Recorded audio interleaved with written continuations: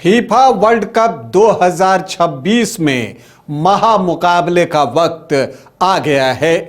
जी हां, world cup football के final में मुकाबला होने जा रहा है डिफेंडिंग चैंपियन अर्जेंटीना का 2010 के चैंपियन स्पेन से। दोनों टीमों का सफर इस विश्व कप में कैसा रहा, आज इस पर आपसे चर्चा करूंगा।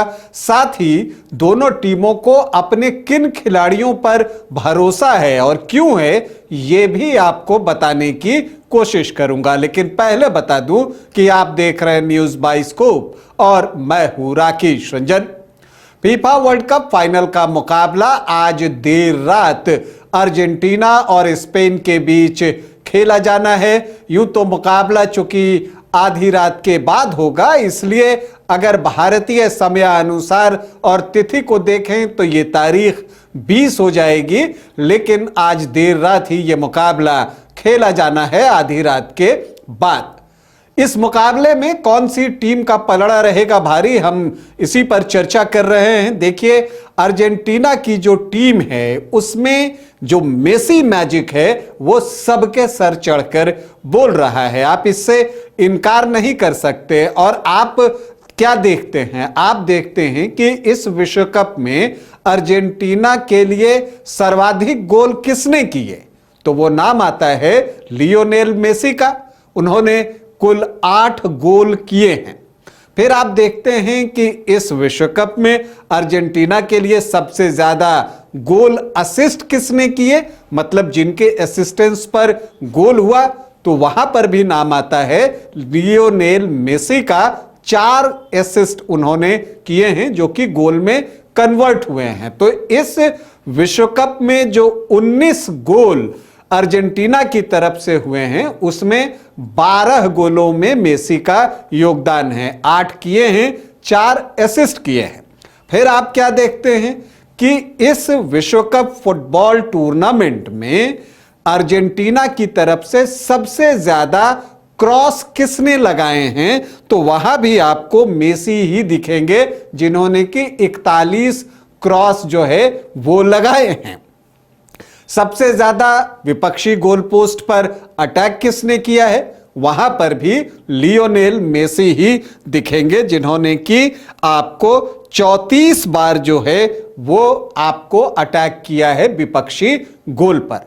तो हर जगह आपको मेसी शो अर्जेंटीना का दिखता है। अब आप स्पेन की टीम को देखिए और दोनों टीमों के फर्क को समझने की कोशिश कीजिए। अगर आप स्पेन की टीम की बात कीजिए तो वहां सबसे ज्यादा गोल किसने किया है, तो वो है ओयारज़ाबल। उन्होंने 5 गोल किए हैं।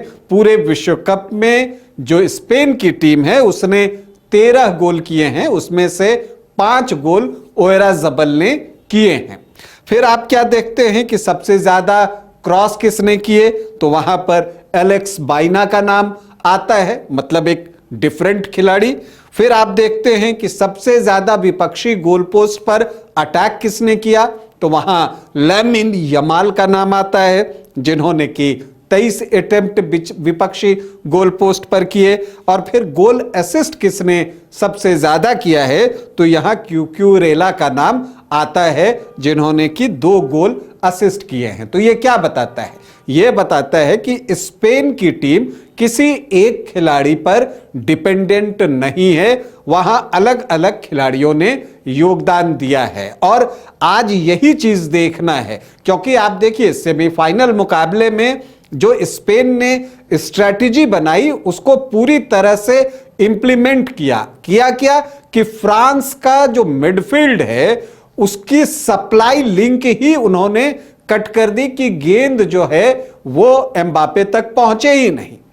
क्या आज उसी रणनीति के साथ स्पेन की टीम उतरने वाली है, क्योंकि अगर आप अर्जेंटीना की टीम को देखिए तो उनका मिडफील्ड जो है वो जबरदस्त है, मिडफील्ड में कंट्रोल उनका रहता है और यही बात है कि गेंद वहां से मेसी के लिए सप्लाई हो जाती है।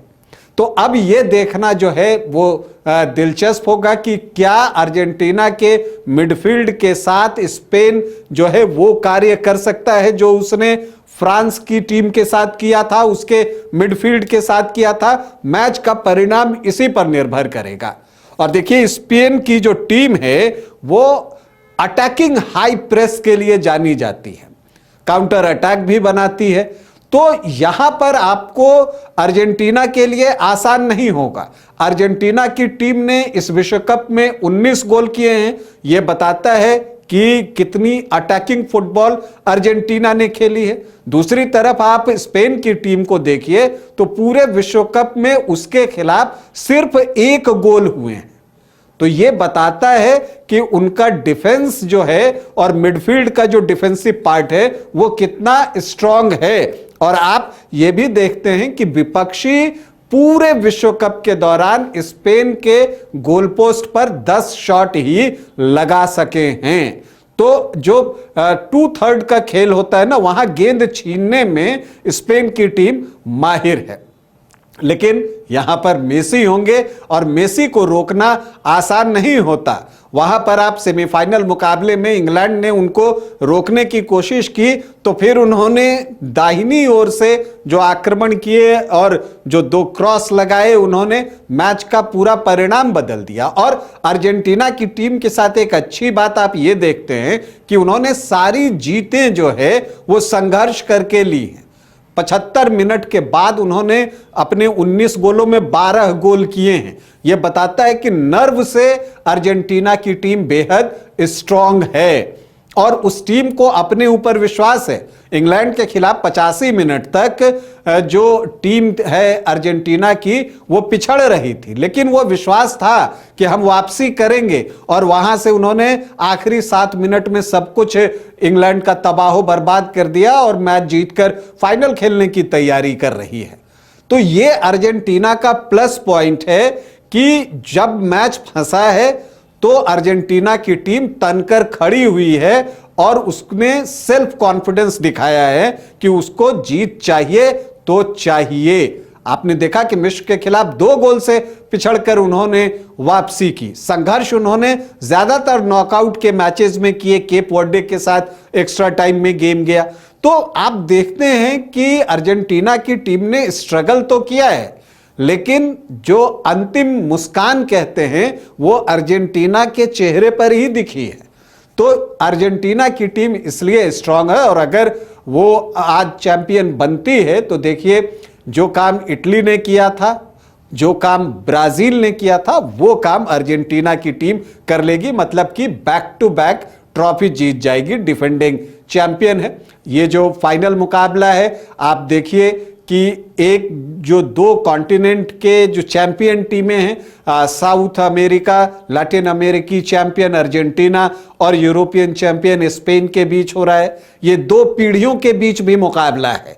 एक तरफ आप देखिए तो लियोनेल मेसी हैं जो फाइनल मुकाबले में 39 साल 25 दिन के हो जाएंगे और दूसरी तरफ लामिन यमाल हैं जो 19 वर्ष के हैं।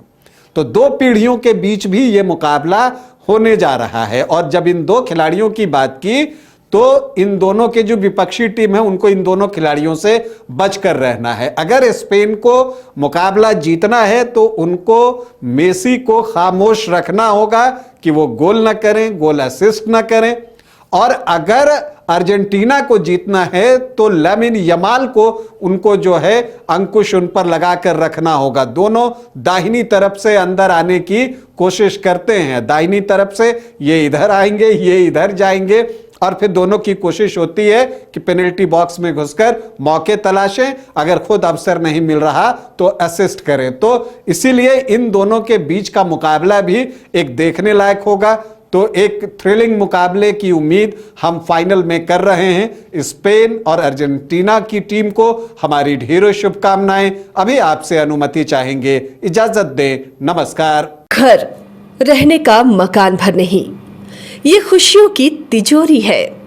दरवाजे पर दस्तक देता पड़ोस, खिड़कियों से उमड़ आता आसमां, तारों में उलझी ऐसी न जाने कितनी दास्तां। कहती हैं चले डायमंड सिटी, एक सफर हम सफर के साथ अपने घर तक। Diamond city, life long bonding, 500 से ज्यादा खुशहाल डायमंड परिवार। जल्दी करें, सिर्फ 200 फ्लैट बाकी। आज ही बुक करें अपना आशियाना।